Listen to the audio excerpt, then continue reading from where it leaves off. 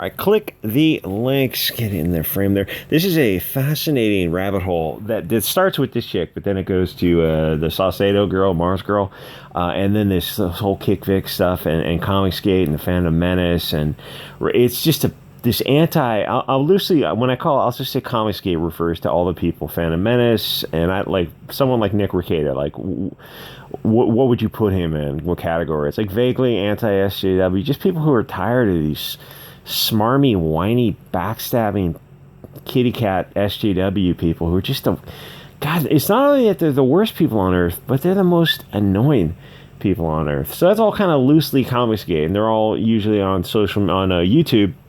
And the response to people from these SJWs on Twitter, this Marzgurl and this chick and a bunch of other useful idiots, the Heather Antos types and the people in the mainstream industry, and just a bunch of these other people who just have nothing to do with comics, but they're SJWs. And when they're told that, oh, these people are the bad people, it's like, oh, we have to hate every single one in the group, like the Rippaverse thing. You saw what happened, like Rippaverse. What happened? Some guy made a comic. Oh, that sounds fun. Yeah, no, we have to get outraged over it. Like, really? It's, congratulate the guy. Hey, bud, congratulations. You did a 7-figure campaign, your first comic. It's not bad for, like, a mid-sized YouTube channel. For your first day out the door, like, you hit $1 million+.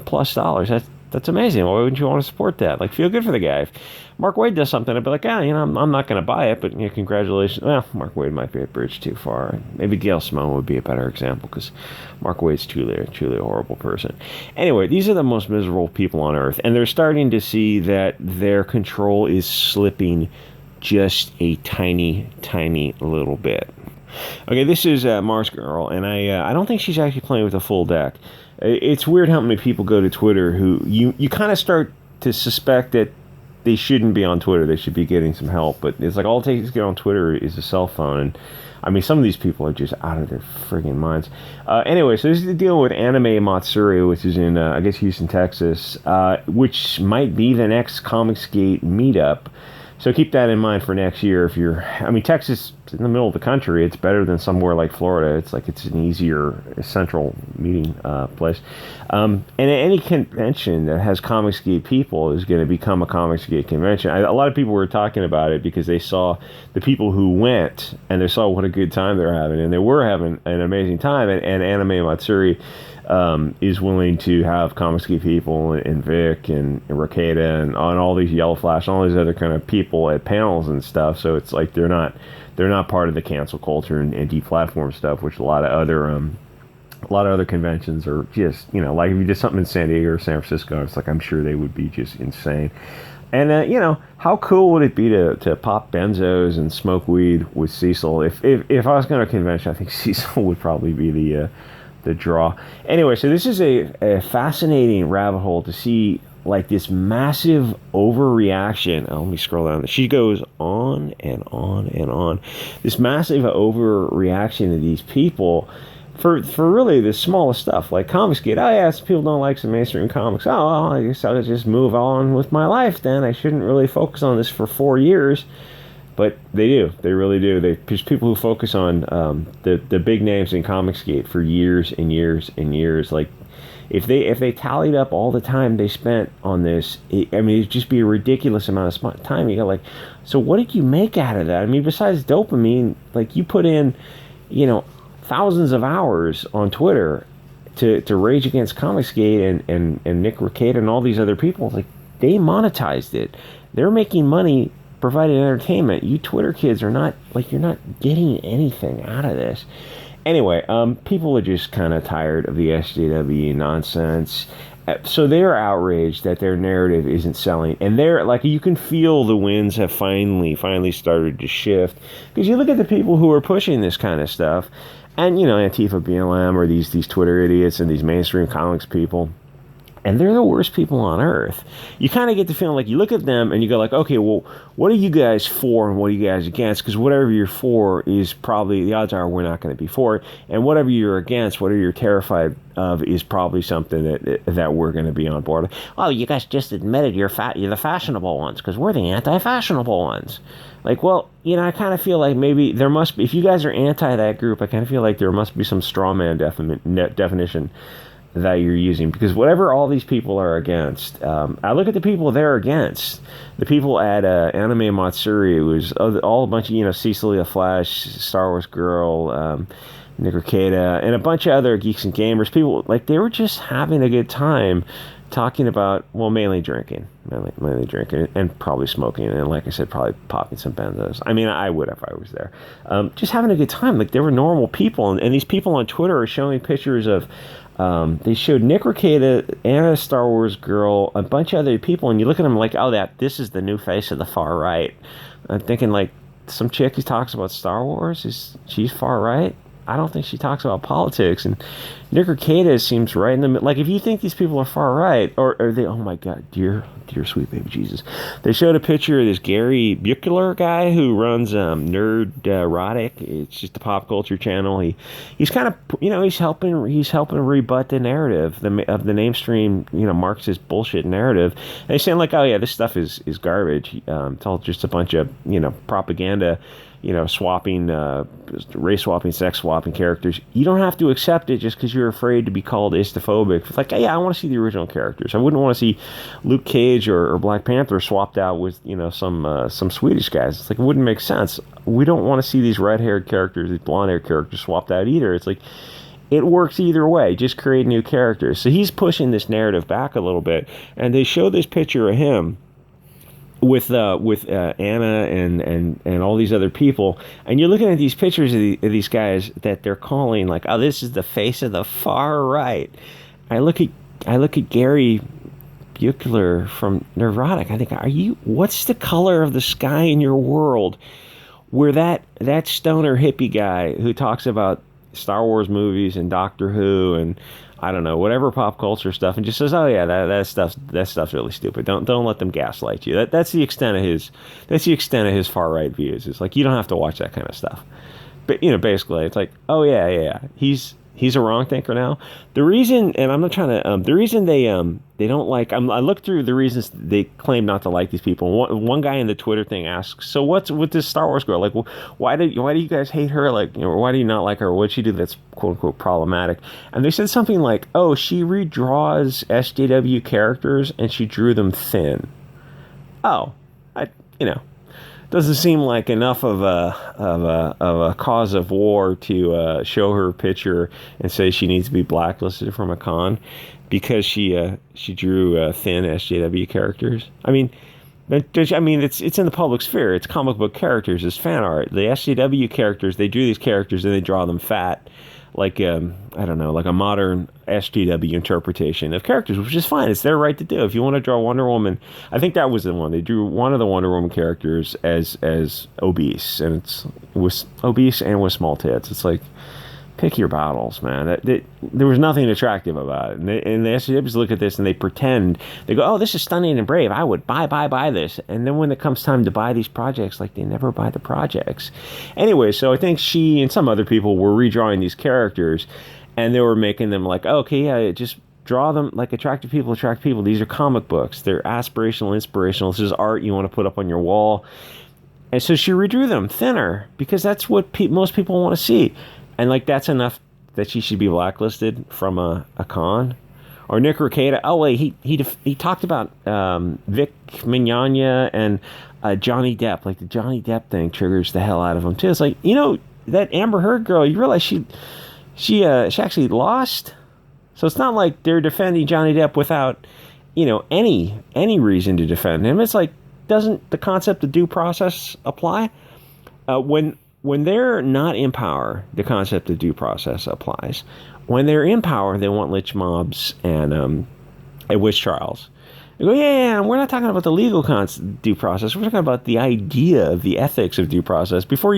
Everything they do, like this Amouranth girl and Salcedo were saying, like, oh, all these allegations and these accusations. You're like, wait a minute. You don't necessarily have to have somebody convicted in a court of law, but is there evidence to? Oh, I was harassed at this con. It's like, so is there like any evidence other than just your claiming of it? Because that's not like. We know a lot of this stuff is just not accurate.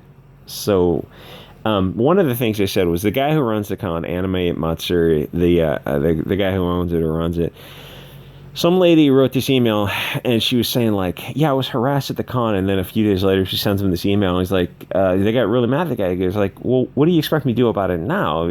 At the time, if you felt uncomfortable at the time of the con, why didn't you say something to that person right then and there? You're at a public con. It's not like the person's gonna behead you or something. It's like, bring it up there if somebody's doing something you think is inappropriate. Maybe they are, maybe you're just misunderstanding it, but like the owner of the con can't do anything about it a day after. It's like it's your word against his.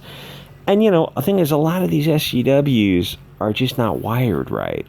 Like, they're interpreting things one way, and you go like, did it actually happen? Well, in their mind it kind of happened. So basically what this is about with Vic Mignogna, Johnny Depp, Comicsgate, it's all rejecting a narrative, rejecting the mainstream comics. It's like, well, it's what is the mainstream comics narrative? Well, it's essentially globalist propaganda.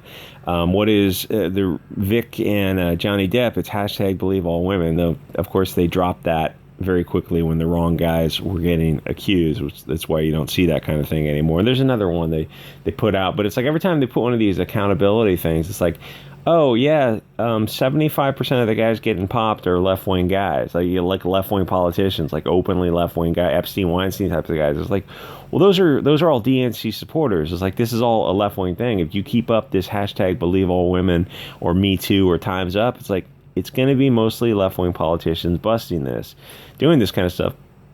And they know that. It's like, that's why all this stuff comes and goes. It's like all these accusations against people. It's like, if it's against the right, it doesn't stick because it's not true. But if it's against the left, people start investigating. They're like, oh, yeah, these people actually are bad. Anyway, that's why they use this accusation and allocations thing. Yeah, some guy went to a con and wore a shitload of costume, heaven forbid, because like those don't have to be proved. They're like, well, wait a minute, what if somebody accused you of something? It's like, oh, I never really thought about that. Yeah, that's what the concept of due process is for. Anyway, that's why they use the allegations and stuff, because it's like, you're not going to get sued for defamation if you say, oh, this is alleged. It's like, yeah, but the thing is, by now it's 2020. We've seen these allegations and these hoaxes and these false reportings. Like, we've seen a lot of this stuff for a long time. We know most of it's fake, or we know most of it's a spin by some mentally disturbed person. In this Marzgurl, she's not playing with the full deck. So we know a lot of this stuff. They're kind of like, she's going through this tweet thread, and it just goes on and on. It's like, oh, and this is where she gets to. I think she talks to the Comicsgate. Like, she considers Comicsgate people. Oh my God, I think she calls them alt-right. Anime Matsuri started fully embracing alt-right content in 2019 after making Vic Mignogna a guest that year. Yeah, he's not. Well, now this actually is defamation because you called him a sex pest. But whether or not it's actionable, who knows? But it's like, it's one person's word against another, and like, what are they accusing these people of? Oh, we went to cons, we did drugs, and we had sex in the hotel room. Oh, like between two consenting adults? Yeah. Oh, okay, well, may have a good time, man. It's like accusing somebody of eating toast. It's like there's no cause of action there. Anyway, so alt-right YouTubers, anti-woke panels. Well, all those words have definitions, and she's calling like Nick Rekita, Ty Beard, all the other, like the Comicsgate Phantom Menace, that circle of people. And I don't know what you call the Nick Rekita circle, but it's kind of roughly Comicsgate. It's like, that's what it takes to be all right now, is to just be anti-woke, to not want to see characters replaced by, like, to see every red hair or blonde hair character replaced by a black character. It's like, yeah, I don't want to see that. Oh, well, you must be istophobic. No, I mean, words have meanings. You're saying stuff that's just nonsense. It's like you're just pushing this cultural Bolshevism. It's like, have you studied history? Do you know where this is going to push this kind of stuff? It's like, they've never opened a history book. Oh, the communist dialectic predicts. My Marxist professor told me. It's like, your Marxist professor earns $300,000 and lives in a lily white neighborhood. He's lying to you. All this is a lie. Anyway, so Anime Matsuri could be the next Comicsgate convention next year. It seems like a lot of fun. Anyway, these people are friggin' nuts. And, it's like the thing with, like, people being harassed at cons, yeah, for sure it happens, for sure, absolutely. Like, people doing creepy shit, for sure. I'm like, gee, people going to an anime convention doing creepy stuff. Yeah, I know, that's shocking, right? For sure it happens, but the thing is, with these false claims, all it does is weaken the real claims, because now there's so many false claims. The default position now is to not believe it. It's like with hate crime stuff. It turns out like over 95% of those things, they're fake. They're absolutely Jesse Smollett situations. And you go, oh yeah, but does this stuff actually happen? Turns out actually it doesn't happen that often, and most of it's a hoax. It's like, so we're not going to take all this stuff seriously, which is a shame. But you brought it on yourself by accusing people of, like, what's the extent of the accusation? Oh, I have no idea what Vic did or didn't do. Allegedly went to a hotel room and consensually was with someone else. So, okay, so why are you even making that an issue? They're both adults. Who cares? Unless you're there and he's with you, it's like, it's consensual. Who cares? Oh, well, she was too young. Yeah, but it's none of your business. And it's, it's regret type of thing. It's like, that's what people go to conventions for. It's like, once you're an adult, you're able to make adult decisions. This chick is clearly out of her freaking mind. She goes on and on and on about her grievance against anime Matsuri. Even the mayor went to the convention, and she's getting 100 likes for this kind of stuff. Like, people are kind of dipping out of this thing. People are tired with the complaint industry. I don't know what you want to call it. The grievance industry of SJWisms, trying to control every little aspect of our life. The guy who runs this Twitter, he's this Israeli weirdo who just uses his Twitter account just to be some far left nut job. He looks exactly like you'd expect him to look, just a complete soy boy. Anyway, enough of these freaking weirdos. These people they never have fun. You just go to convention, go have a couple drinks, smoke a J, and just have fun. Have fun. If you want to go back to somebody's hotel room afterwards, it's like, yeah, knock yourself out.